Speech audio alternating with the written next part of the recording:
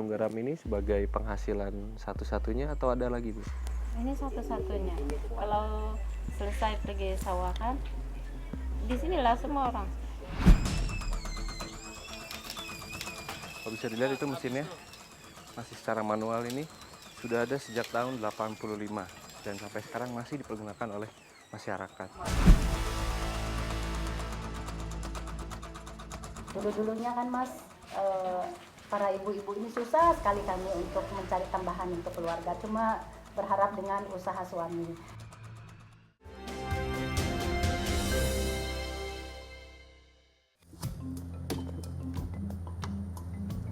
Perjalanan tim Indonesiaku menuju daerah penghasil garam gunung di Krayan Timur, Kabupaten Nunukan, Kalimantan Utara, cukup panjang dan melelahkan. Maklum saja, lokasinya sulit dijangkau. Infrastruktur jalan masih terbatas. Hanya dengan pesawat perintis berkapasitas 15 orang saja, kita bisa menjangkaunya. Pesawat perintis jenis bombardir dari Tarakan transit sejenak di Kabupaten Nunukan setelah 1 jam penerbangan. Pesawat kemudian terbang kembali menuju Krayan. Kurang dari 1 jam penerbangan, kami pun tiba di Krayan, daerah yang berbatasan langsung dengan Malaysia.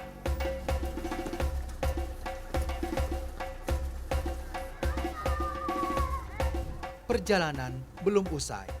Untuk menuju daerah penghasil garam gunung, yaitu Desa Pakebuan, kami menyewa mobil penggerak 4 roda dari Longbawan karena akses jalannya buruk.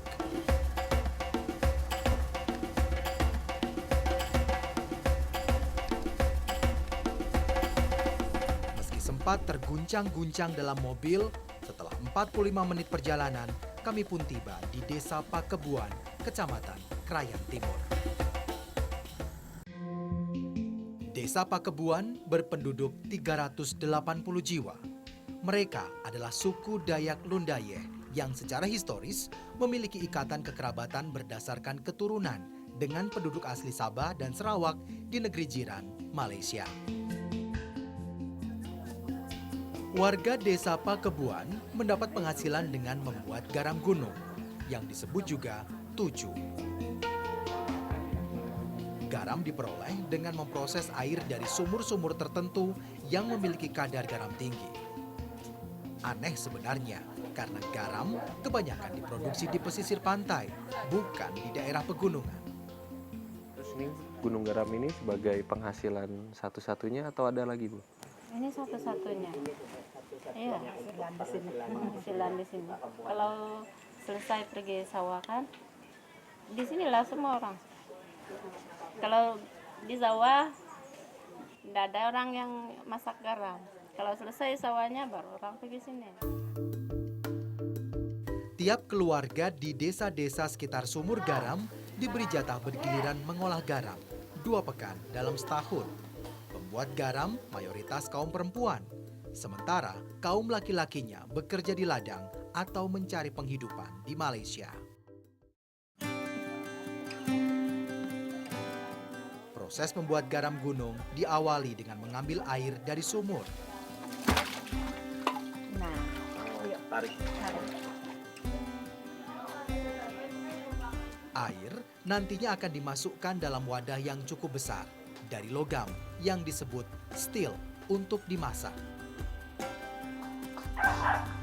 Sebelumnya, stil dikosongkan dulu dari air garam yang sudah dimasak kemarin untuk dipisahkan dari kotorannya.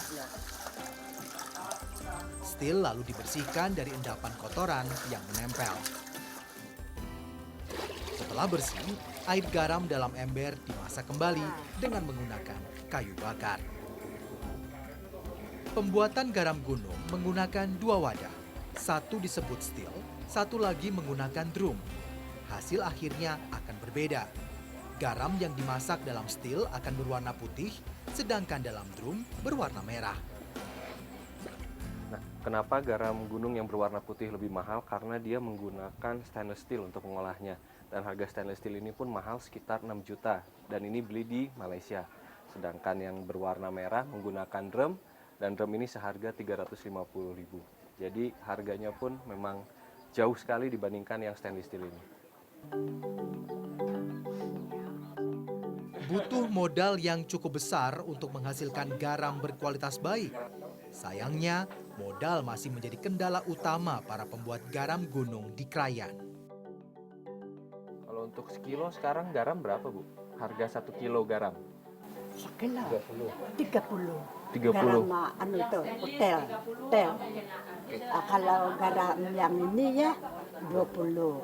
Kalau orang dari Malaysia bawa barang yang tokal itu ya 40. Kalau di sini ya 30. Proses memasak air garam memakan waktu berjam-jam. Ibu Rosli lalu pulang untuk menyiapkan makan siang.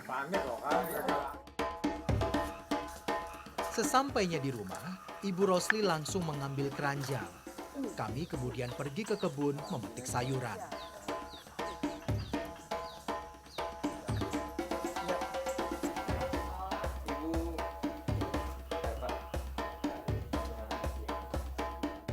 Sayuran dari kebun lalu dibersihkan dan dimasak dengan sederhana saja. Sambil menunggu sayur masak, kami membungkus nasi yang mirip dengan bubur.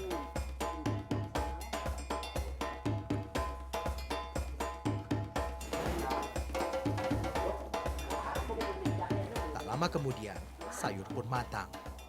Menu makan siang lalu disiapkan Ibu Rosli dan kami pun makan bersama-sama. Nah, biasanya masyarakat di Pakebuan ini membuat nasinya yang disebut lubalaya atau seperti lontong sih, tapi ini lembek. Nah, ini tuh cukup awet dan mudah saat dibawa nanti ke pembuatan gunung garam nadi.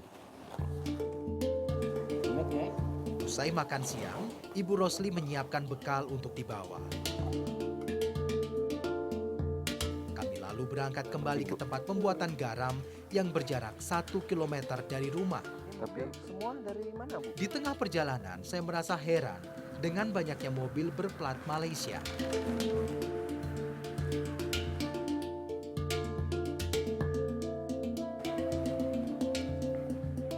Nah, ini lihat dari platnya sendiri, platnya Malaysia. Uniknya di sini rata-rata semua mobil berasal dari Malaysia.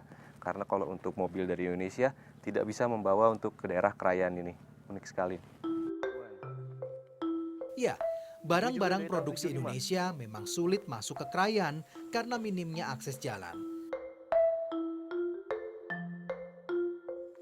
Sementara, produk dari Malaysia yang berbatasan langsung dengan Krayan justru dengan mudah dijumpai.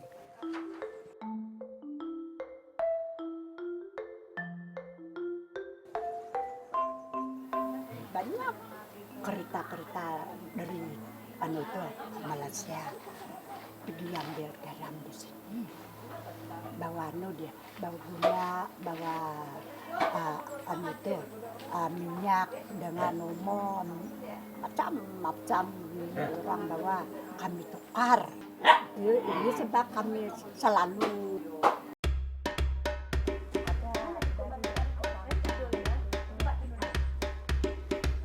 Dalam 2 pekan, para pembuat garam bisa menghasilkan sekitar 300 kg garam.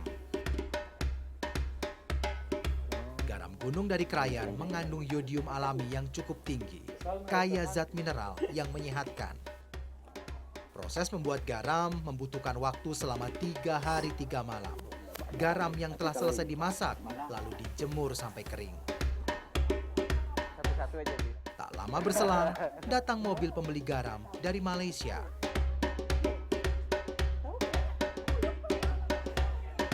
Karung-karung berisi garam lalu dibawa. Transaksi pun terjadi dengan menggunakan bahasa Dayak Lundaya. Ini drum.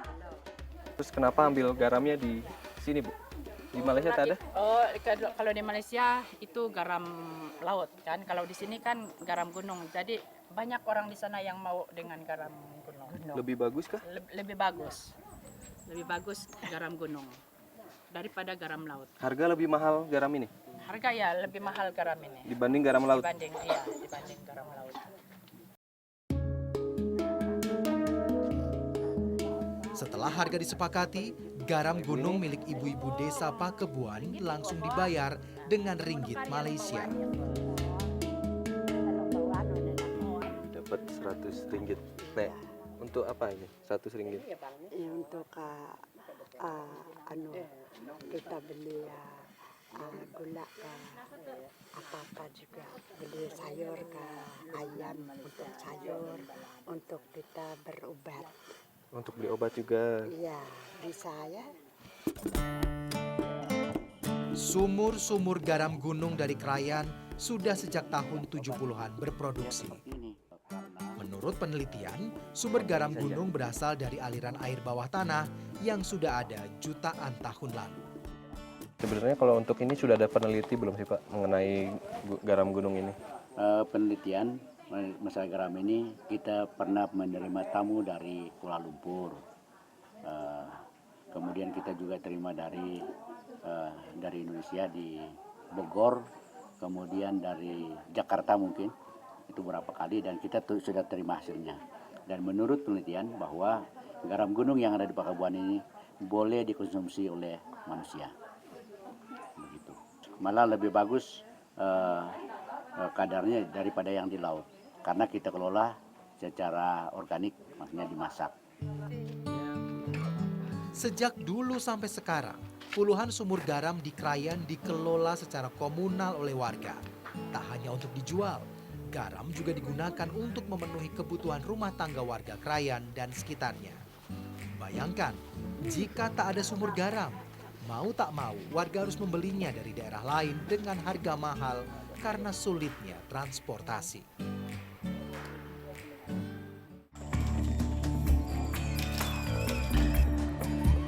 Pusing. Kepala kita bisa terbentur kalau nggak jaga-jaga hati-hati.